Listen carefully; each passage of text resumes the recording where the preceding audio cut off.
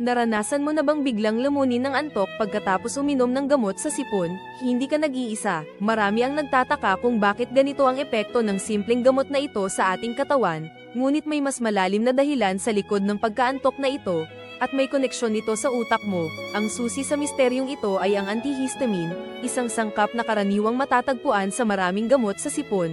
Ginagawa nitong mas mabawasan ang mga sintomas ng sipon, ngunit ang ilang uri ng antihistamine ay may kakayahang lumusot sa blood-brain barrier, isang protektibong pader na naghihiwalay sa iyong utak mula sa daloy ng dugo. Kapag nalusutan ng antihistamine ang barrier na ito, maaari itong makipag-ugnayan sa mga kemikal sa iyong utak na responsable sa paggising at alertness. Pinababagal nito ang paggalaw ng mga neurotransmitter na nagpapanatili sa iyong gising, na nagreresulta sa pakiramdam ng pagkaantok at pagkahilo. Kaya sa susunod na uminom ka ng gamot sa sipon, alam mo na ang siyentipikong paliwanag sa iyong biglaang pagkaantok.